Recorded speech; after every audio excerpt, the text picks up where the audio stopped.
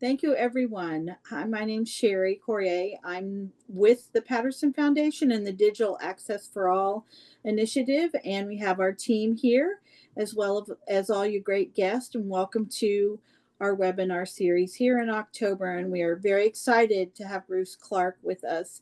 Before we bring Bruce on to provide all of his skills and knowledge, we want to welcome you here. This is a space to learn more about digital access, to stay involved in the digital access initiative across both the Suncoast region and throughout the country. We're very excited also to announce, if you did not know, that this particular week is National Digital Inclusion Week. And another reason why we have Bruce as our guest today to promote National Digital Inclusion. But later in the program, please stick with us as you can all the way to the end. We have lots of really important announcements about our upcoming series in November and December, but also other things that are happening in the month of October, because it is a Suncoast Digital Inclusion Month. We designate here locally this month as the entire month as digital inclusion for us. So welcome. All right, everyone. I want to talk a little bit quickly about the Patterson Foundation. If you're not familiar with us, we serve in the Suncoast region, and we serve a 4-county region: Sarasota, Manatee, Charlotte, and DeSoto County. In the region, we support, strengthen communities, people, and organizations, and we foster wide participation. The good news about what the work is that it's just not only in the region, but also it is across the country. So we have many, many connections. The Patterson Foundation also has been providing these webinar series in our Digital Access for All, again, to promote the three-legged stool, which is connectivity, devices, and skills training and support. I'm very excited today to be able to introduce to you our speaker, Bruce Clark. And Bruce, we want to thank you for being here and being a part of this particular session. We're going to hear everything from you. Bruce is the director of the Center for Digital Equity at Queen's University of Charlotte, and he's really done an amazing job in the ecosystem. We provided his entire bio, and I'm sure he doesn't want me to read every single thing from it, and that he would rather that I turn it over to him so that he can start to share the important information. So everyone stay on board. Please stay on board. Once Bruce continues, we are recording this. It will be shared out to all of you in some follow-up, but also there'll be a great opportunity to ask questions, to dig deeper into the information that Bruce is providing. And then after he's completed the first Q&A, we can stay on for some additional announcements to support digital access. So with that, I'm going to turn it over to you, Bruce. Thank you. Awesome. Thank you, Sherry. Well, good morning, everybody. Appreciate the opportunity to be here with you today.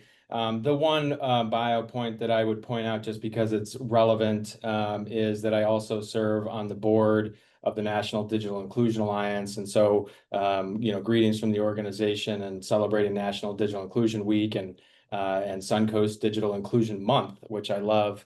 Also enjoy the Charlotte County, City of Charlotte connection. Just hearing it sounds fun. So I got to come visit there sometime. I also think it's really important to start by acknowledging local efforts. And I'm not here to tell you anything, really. I'm here to share my journey and our experiences here. You can take the good and you can learn the lessons that we learned without having to go through them. So definitely want to lift up and acknowledge all the incredible work that y'all are doing down there and shine a bright light on that. In our next 20 minutes or so, or whenever I get the text message to stop talking, we'll explore what it takes to build and sustain a digital equity ecosystem, one that aligns partners, data, and community voice to create lasting impact. So when you hear the phrase, and I'm going to do a couple call and responses, so you want to keep it a little bit active here, and we'll use the chat for these. So when you hear the phrase digital equity ecosystem,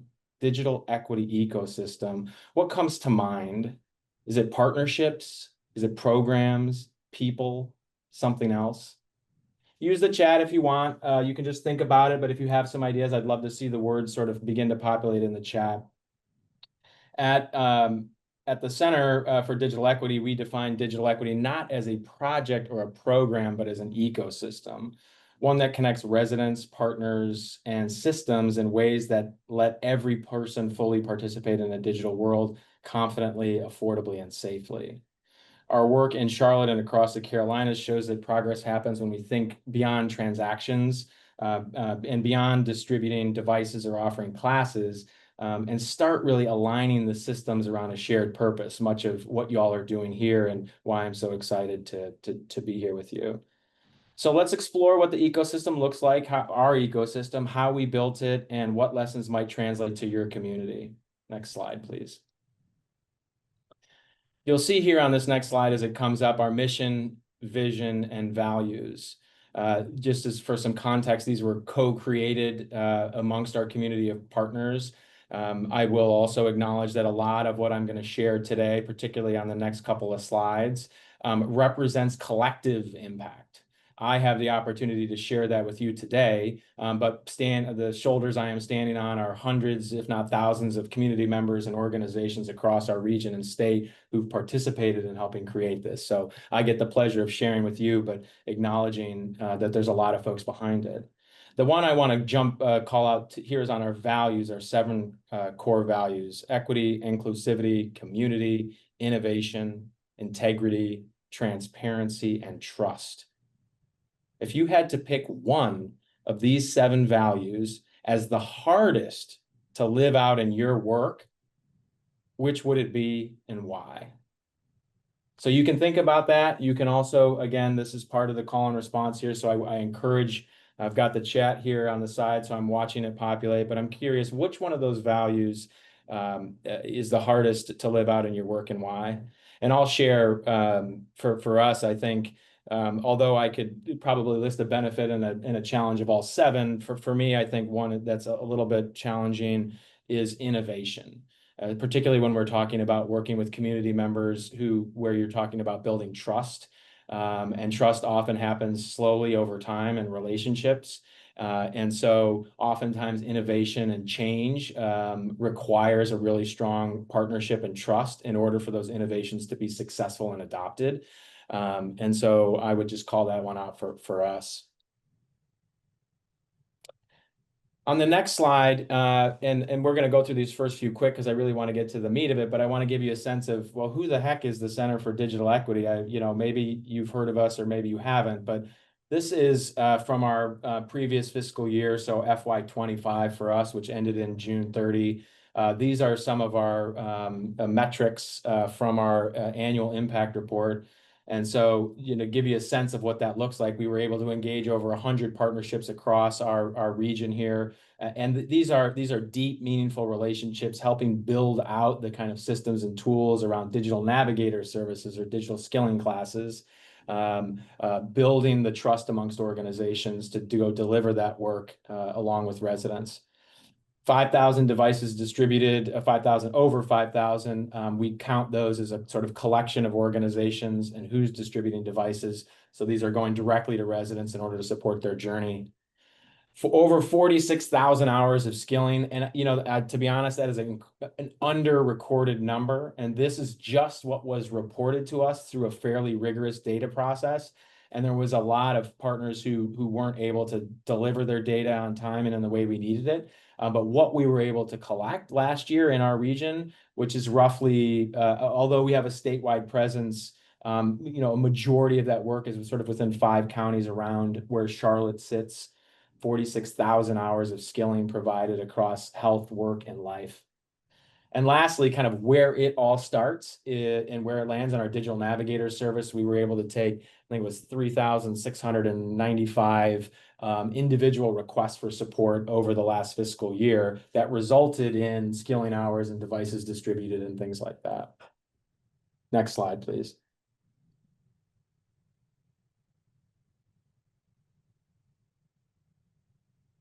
Actually, we'll click 2 more. We're going to come back to this slide here because I put it out of order when I sent it to Maribel, so my apologies. So what you're looking at here, I heard the three-legged stool mentioned, a key ingredient. And so this is how we view, this diagram represents how we think about ecosystem building with residents at the center. I'll just walk you on a quick little journey here on this slide. It's centered around the playbook here in the bottom. You could call it a strategic plan, you can call it whatever you want, but just acknowledging that the playbook is centering the work. That is the sort of guiding document for our region's digital equity or digital opportunity, or insert whatever word you want after it, efforts. That then was co-created by a group on our advocacy side there on the bottom left. Think about these folks, much like the folks I can see on the grid here, public, private, residents coming together. So it might be philanthropy, along with industry, along with community groups, along with concerned residents or interested residents. That was who it was in our case, who come together every year to iterate on and produce what we call our 5-year strategic plan or playbook. That playbook serves as the grounding document for which the work that's going to be carried out over the next year is housed within. That effort then leads to our adoption work. And we consider the main pillar of our adoption work to be digital navigator services. We operate a digital navigator service that is accessible across the state. We have some place-based folks around the state, but again, mainly in our hub area here around Mecklenburg, who are then providing those resources to residents that are sort of at the center there. Those residents either call us for support we have a 311 system. I know not every county does, but we have a 311 system here in Mecklenburg County. We also receive referrals from the statewide 211 system, which I believe is likely also in Florida, in our case, run by United Way. Those are two inbound sources of resident requests.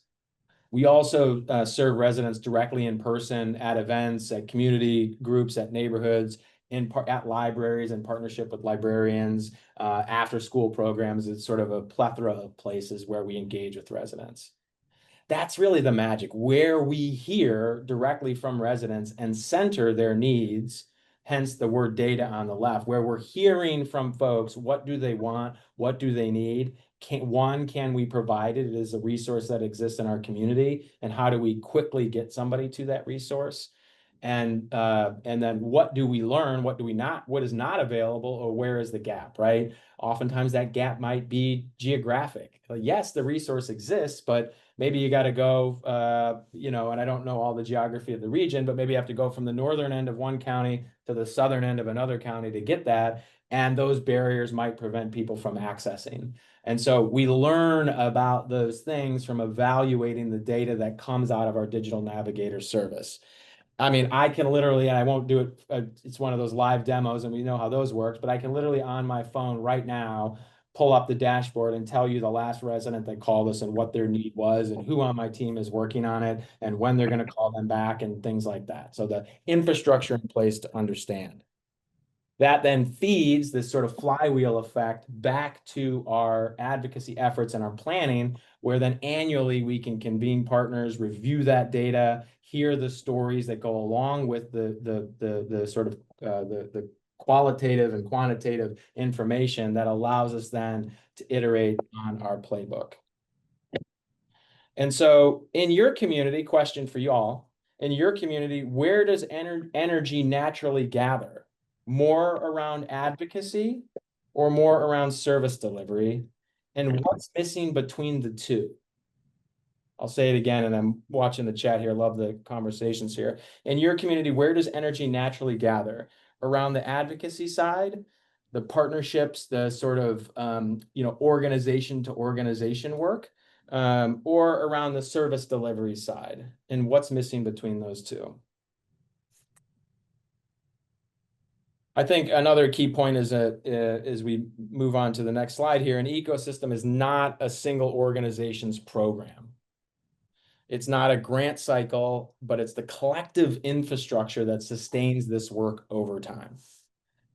And this is how we have gone from the three-legged stool to slide 4, which we skipped over, which is basically talking about federally available data. I will come back to it, but sort of federally available data through American Community Survey, the kinds of data points that allow you to generally understand who has internet and a device and who doesn't at a macro level. And then this missing element. Well, how do we know if we have a digital equity ecosystem and how it's working or not working? And none of those things, at least in our calculation, gave us that answer. And so this is where we're going to spend a few minutes here on the next 4 slides. So our equation here is a mindset plus support networks plus infrastructure equals sustainability. And I'm going to do a definition on each of these if you can click to the next slide. So mindset. Every ecosystem starts with a shared mindset, or hopefully starts with a shared mindset, or we need to get to one quickly. Leadership that's aware, engaged, and sees digital equity as fundamental and not optional. And again, I use the word equity. I understand how that word lives in the world today. So if the word's opportunity, just mentally replace it. My notes say equity, and that's what I say. So digital equity is fundamental and not optional. So we're thinking about this. We're actually thinking about, we are measuring this. This is something you can measure. For us, it's about putting a survey instrument out in the field to leaders. You can define them however you want. We have sort of a set of leaders, neighborhood leaders, private sector leaders, public sector leaders, and then digital equity organizational leaders who we can survey and understand their mindset. We then baseline that number.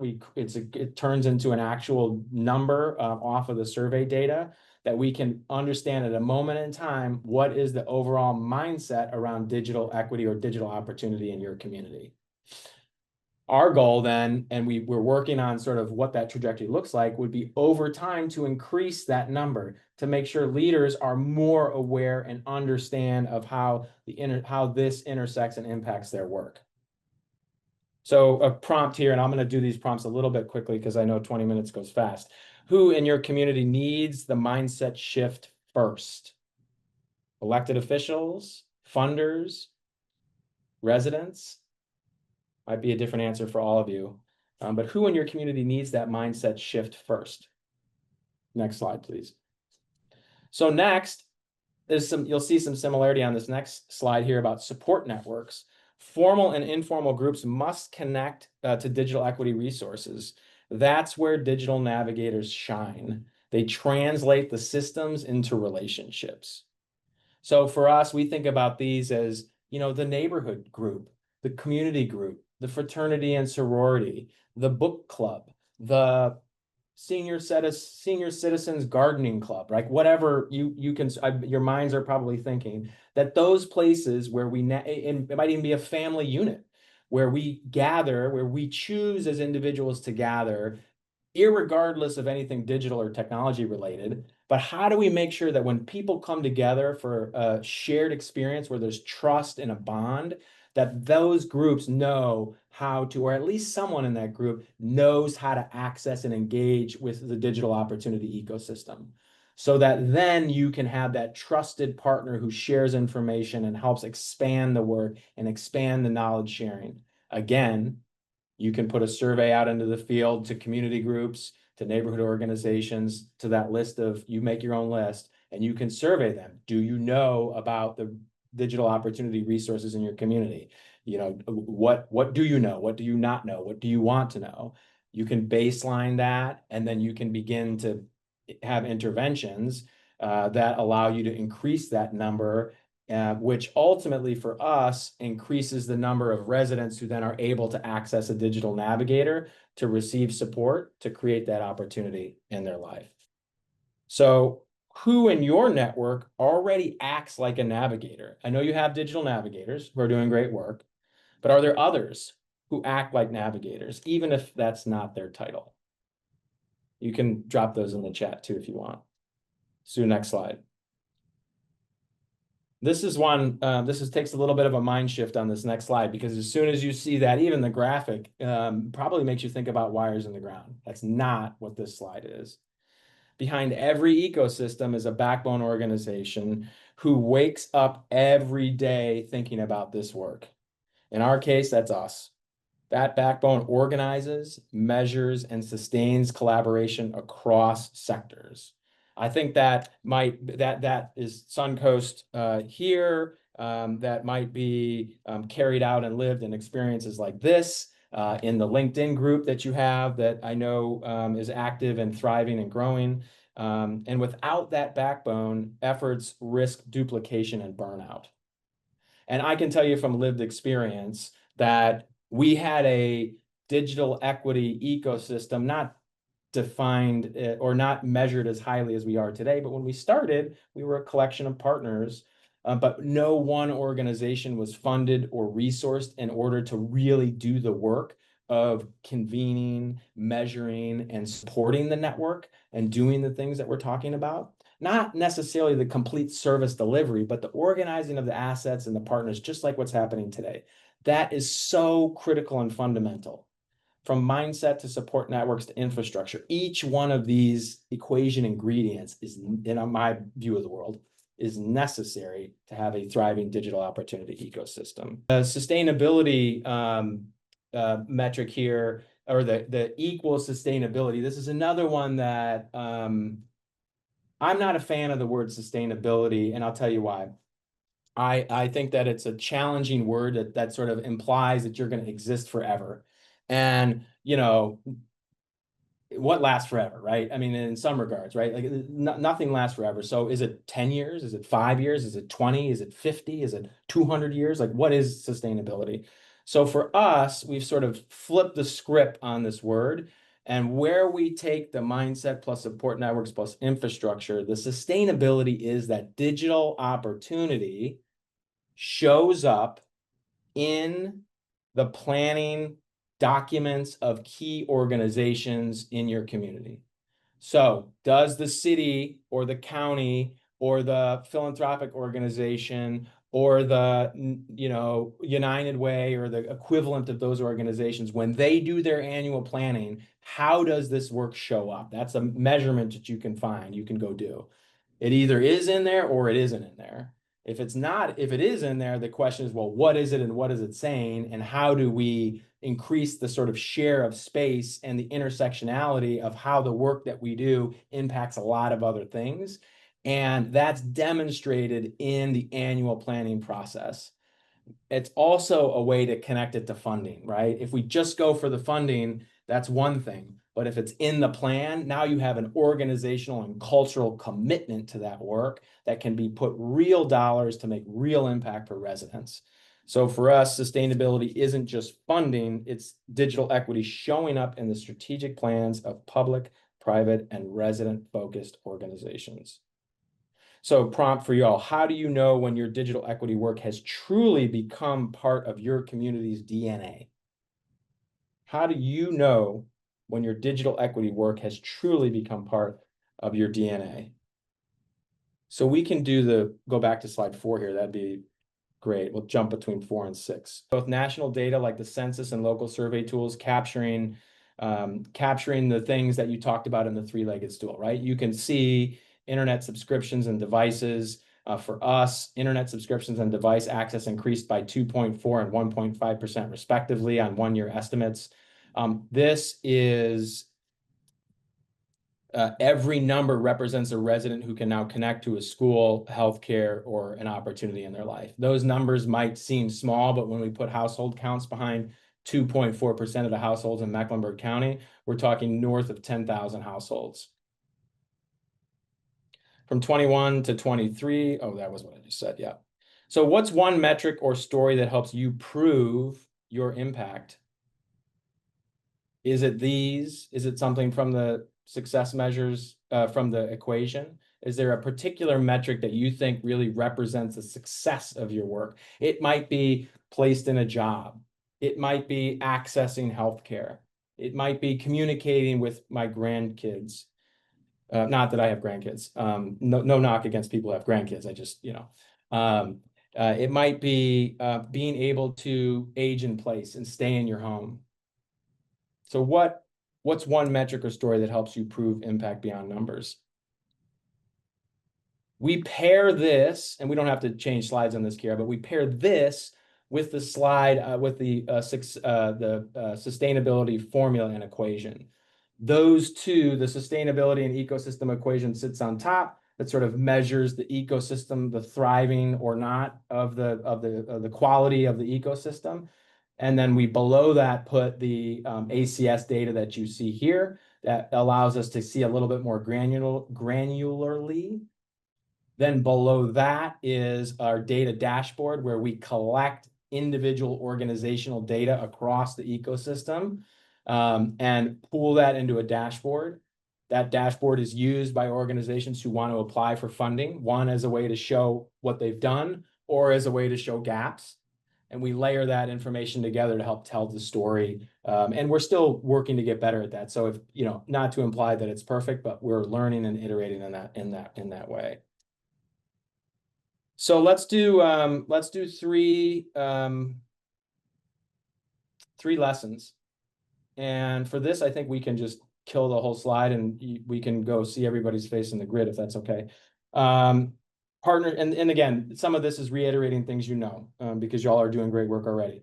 Partnerships require clear roles and shared wins.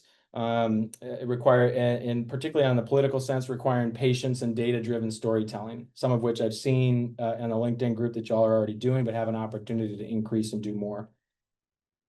One of my favorite phrases is, and I'm sort of evolving it for this conversation, is progress moves at the speed of trust, and trust moves at the speed of relationships.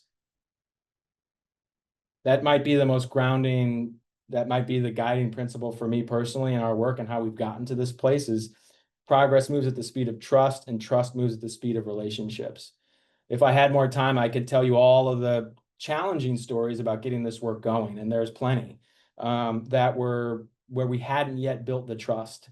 Once we built the trust, you could see how progress sort of accelerated exponentially in our community. More people calling Digital Navigator service, more people getting connected to resources, and the ability to actually prove that through our data and storytelling. And sometimes the last one, and this one's always, I mean, we're experiencing this in Charlotte, a city that loves a good nonprofit, especially because we've got lots of private sector companies here who like to fund generally. Sometimes the most powerful move isn't to add a new program, but align existing ones under a shared framework. So no sense in duplicating efforts across your region, but unless it's required, right? But how do you find the things that are working, amplify them, and bring them into the network, and then have that become a shared resource? So what's one partnership in your ecosystem? What's one partnership in your ecosystem that worked because you let go of control? Or one that failed because you didn't? 5 minutes, okay. So we're going to bring it home here.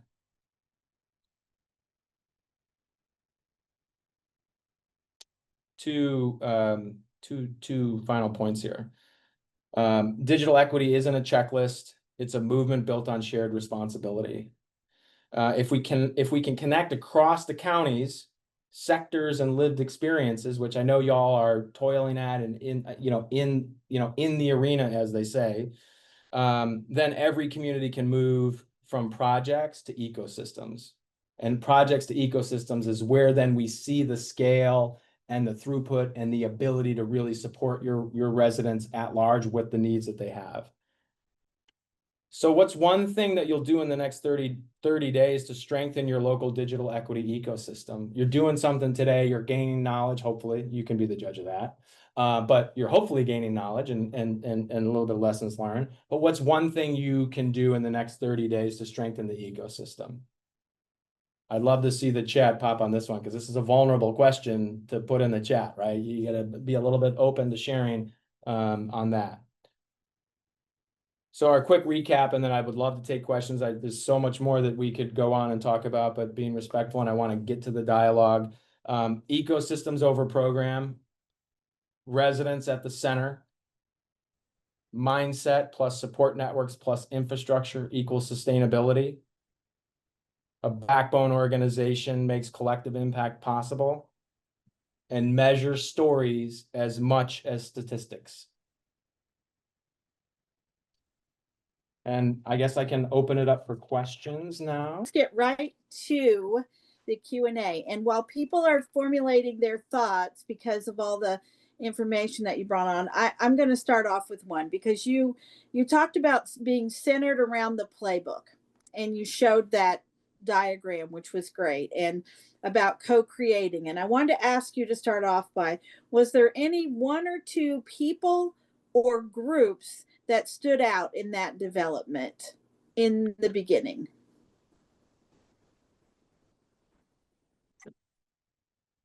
No, I mean, I much like the analogy of the three-legged stool. It's an analogy because if one of the legs goes away, it falls over, right? It's not a four-legged stool because one could still go away and it could still stand.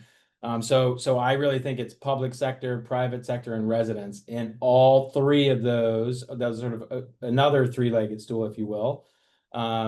You're never going to have every resident, right? You're never going to have every business, and you're never going to have every government. But the perspective, as much as possible, the lived experience, number one, of the residents that are impacted, it has to center. And then, the 1 degree from that, or next to, or shoulder to shoulder with, would be the public sector participation, and sometimes left out, or maybe not left out, but sometimes the last to come to the table in a meaningful way beyond writing a check is the private industry. Yeah. Who benefits from digital equity, digital opportunity? Who benefits, right? The individual residents, they have a better opportunity, better job, better healthcare, better social capital, better, lots of better things to be added to residents. Government benefits because people can access government services.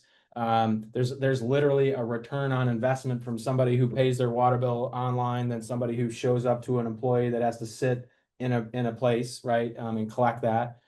But lastly, private sector, right? I mean, they're the beneficiaries of a workforce with better skills, that are training and either as consumers of these products or as actual employees of these companies. And so beyond their sort of corporate philanthropy, I think there's a real need and interest for the private sector to be at the table, because the work that we all do benefits the private sector just as much as it benefits the public sector. Yeah, great. Well, say, folks, raise your hand if you can there and on screen, and we'll move to you for any questions. I have a few that people had sent in, but feel free to get started. We'll be watching for you. If you have any others that you want to put in the chat, I know Bruce is also watching that. All right. Bruce, another person sent in a question directly to me that was this, while others are formulating theirs. Or wait, we've got a hand. Joni Hansen. Hi there. My observation is it's so easy to get tied up in the big picture, always looking at the big picture. And for me, it's easy to look at the little picture, which is the one-on-one with the family, because I can go on the queue and pick new families up and just click through, just work that list down. Or I could be, caught up thinking about, how are we going to do this? How are we going to do that? How are we going to do this? Where I myself feel more effective just clicking that list. One, my team members in GAP, they are out there doing all the, gathering, and then they send it to us, and then we click them off one at a time. And it's just real easy to get hung up in the big picture. Yeah, I know there wasn't necessarily a question there, but I'll respond. And I think that uh, that's part of where the backbone organization and the ecosystem is really critical, because you need both, right? You need the click the next person, help the next person, do the next thing. And we also need somebody who can look up and over the hill a little bit, right? Where are we going? Because ultimately, I'm guessing that everybody on this call has a sense of some connection that means something to them other than the fact that this is their job and they showed up to, hear a presentation, right? You believe in the work that you're doing in a way that's about the kind of community that you want to create on the Suncoast. And in order to create that community, yeah, you have to do exactly what you said. But you also have to have, and you also have to have some guiding principles to understand, are we moving together in a direction that is doing the things we want? Individually, you can prove that through Joni, the example you said. Yes, I helped the Jones family yesterday get a computer, sign up for a benefit, or get a library card, or whatever the case is, and they're able to then create this opportunity in their life. That's great. And it's, what does that look like then across, and let's just take my favorite county, Charlotte County. What does that look like across Charlotte County? How do we then look at that from a workforce development perspective, from a health perspective, health outcomes? My gosh, how many health outcomes are tied to people's ability to be included digitally? And so those things become sort of systemic issues. And to me, the systems view, along with the individual view, is sort of ingredients that are necessary to affect change and to create the vision and view that we all have of the world. Great. Other questions real quick? We've got a few that have been sent. Yeah, go ahead, Maribel. Bruce, I'm going to ask you to go back in time because you and I have been in this space for at least 10 years. And I know that starting this isn't easy. So it's great to look back and know where the lessons came from. But building a digital equity ecosystem had to have started with one step. So can you take us back in time and talk about those very early steps? Who was the first meeting with? How did we establish that partnership? Because being housed on a university is not easy. Can you rewind the clock a little bit and kind of describe those initial first steps? Because I know that there are a lot of folks on the call who would probably benefit from understanding how those initial connections and networking happened. Yeah, great question. Thank you for the opportunity to share on that. And I think it's, part of the reason I didn't put a huge emphasis on that in our presentation is it's so different community to community. And we had some resourcing that was available early that a lot of communities don't have. So we were able to run faster because of that. And that is two key moments. And actually a Florida connection, the Knight Foundation.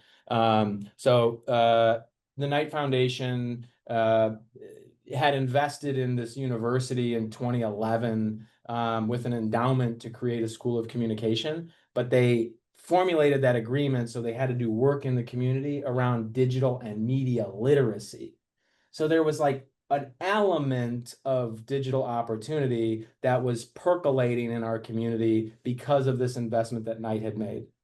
The second moment in time came when, and it's funny to kind of reflect back when I tell these stories because I feel like a different community than we are now than we were then.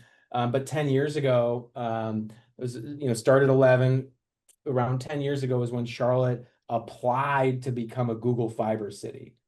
The moment of a city being like, oh, we could go get this cool thing. Charlotte is an up and coming city, and there's a sense of trying to get our swagger and figure out who we were. This was something that we could like collectively latch onto.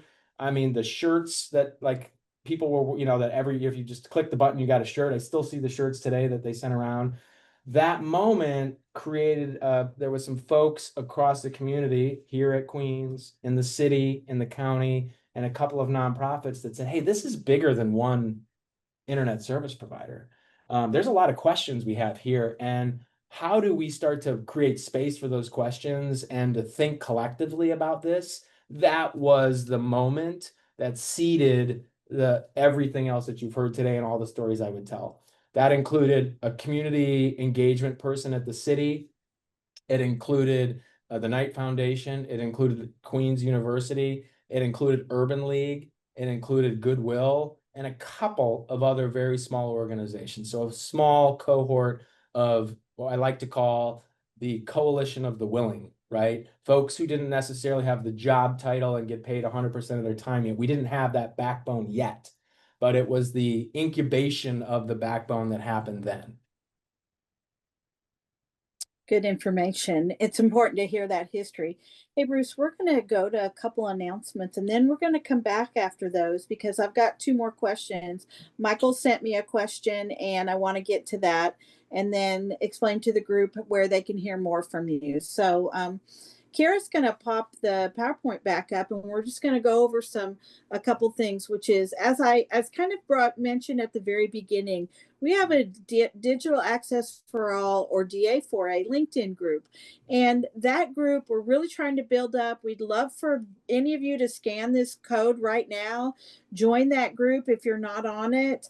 It's a great way to start following a lot of information, kind of just get all of us together. I mean, Bruce mentioned building trust and building relationships, and that's what we're trying to do in the LinkedIn group, for more knowledge and skills about engaging you across the country and what you're doing in the digital access space. So please scan that and join the group. We'd love to add you, and make sure that you're able to comment, or when you have questions or you want to reach out. Next slide, we're also doing upcoming webinars, and a series. November 6th is our next one with Estefania Zavala out of Long Beach, California. And then on December the 4th with Kyla Williams from the Chicago area. And those will also be really well informed. And if you've noticed, if you were on our first one with Kathy Bisbee and now you're here with Bruce, we're kind of going all over the country here, folks. We went all the way up to Maine, or Massachusetts, excuse me. We're here with Bruce in his lovely area, and we're going to head out to Long Beach and then back up to the Chicago area. So we'd love for you to join us for those upcoming webinar series. And when you receive the follow-up information from this webinar with Bruce, there'll be more opportunities to sign up and also to share that with other folks. All right, so then next we want to just also let you know that along with this being October here, as we talked about, Suncoast Digital Inclusion Month, we have a live calendar on our website on the Patterson Foundation's Digital Access for All area. It's also been dropped in the chat, and you can see the different things that are happening. It's a live calendar, so we'll be adding things along the way that become relevant to the topics in digital access, and just a great place to share. You'll notice there is a registration for Spanish-speaking digital navigators, an information session that our consultant here, Maribel Martinez, will be doing later in the month. It's because we really need more Spanish digital navigators, especially in our region. So we hope you'll sign up for that information session and refer some folks over to that. Also, we want to make sure that, again, you join us for any of these updates, and we are really looking forward to the rest of the month. All right, next slide. We're going to continue the conversation now, so we hope those of you can stay on. Bruce, I had another question. This was sent in by Michael, and he sent this to me. He said he was listening and he had to jump off, but he thought it would be important to share with everyone. How did you share that quantitative and qualitative data to the decision makers, and how was that received? Yeah, great question. Well timed. Because I think if you scroll up just a little bit, although I'll copy and paste it back. So it's right at the bottom again.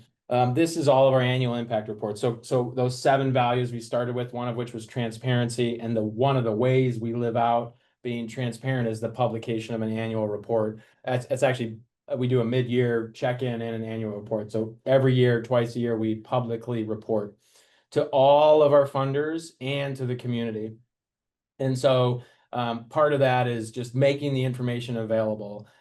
Where did the money go and what did it do, right? And so you'll see in the reports going back 4 years, or 3.5, I suppose, for since we started this version, what's the percentage of our budgets? Where did they come from? Who ended up benefiting from them organizationally? Other organizations that receive funds, and then what were the impacts and stories of that work. So we do that in sort of a grand, media kind of social media campaign kind of style, but we also convene a couple of key groups of decision makers every year to provide a little bit more intimate setting to review that information and to hear directly from folks across public sector, private sector, and residents.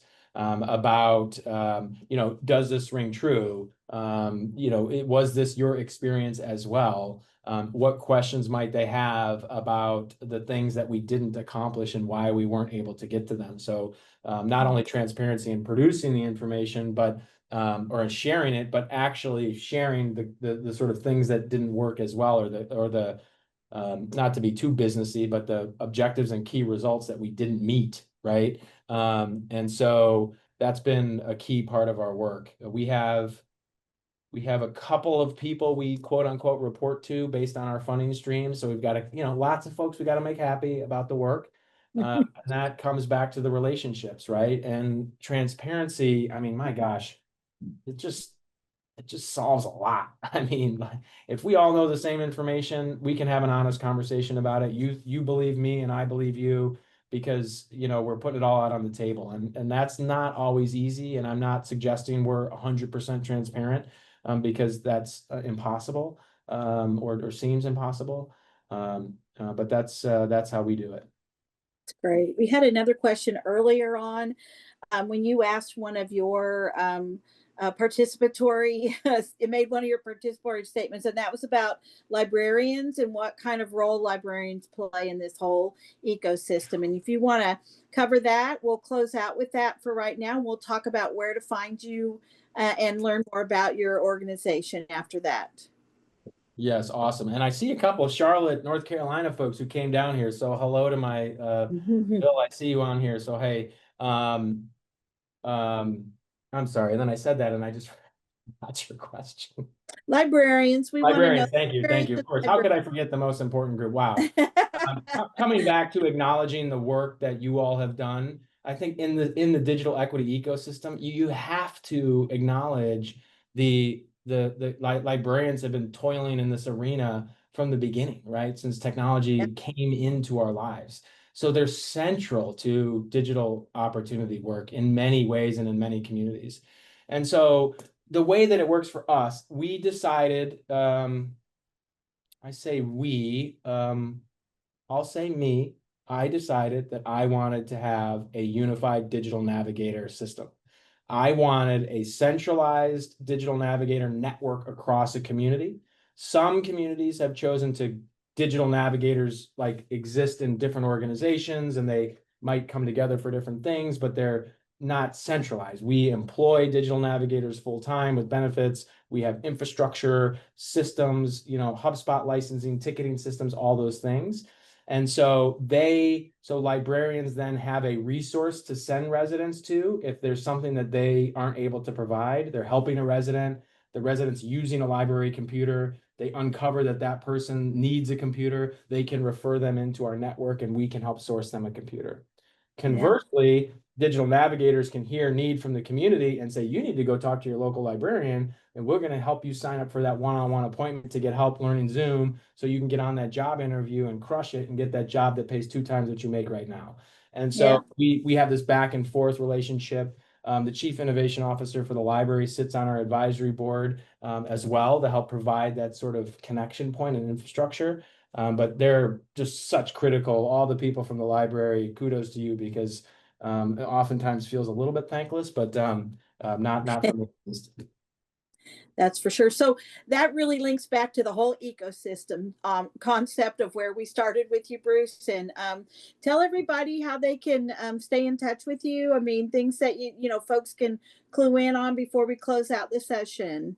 Yeah, so a couple of links in the chat, a link to our impact report, a link to our 5-year strategic plan that sort of bring the work to life more than I can in the 20 minutes. You can sort of see the receipts, as they say, of our work. Me personally, I'm on LinkedIn, so I think first go join the LinkedIn group, and then after you join the LinkedIn group, you can look up my name and follow me there. I welcome conversations and sharing my email and such. Organizationally, on the back of the PowerPoint slide, there's sort of the social handles. We have 2 sets of accounts: the CDE accounts, Center for Digital Equity, and our CDE Digital Navigator Service accounts. This is the advocacy org-to-org communication. The Digital Navigator, CDE Digital Navigator accounts are resident facing. So they're sort of, tips and tricks and the things that residents would want. those are two places to see the work. Awesome. Awesome. So wonderful. We hope you come and visit us here in the Suncoast region. Oh, yeah, definitely. And also, we want to remind everybody that we've restarted our device drive donation process. And you've been seeing some of that information in the chat, but the Patterson Foundation for 3 years now has been really supporting refurbished pieces of equipment and partnering with the Sarasota Technology Users Group to be able to fix those, to repair them, to then work with our digital navigator group, especially Joni and Carol, who are on the call here, to get those out into the community. So we are collecting those devices. You can find that information while we're really supporting it through October because of Suncoast Digital Inclusion Month. This drive will last all the way through the end of January because we always know people get new equipment over the holidays, and we'd love for you to share that. So many wonderful stories about people who have gotten a new device.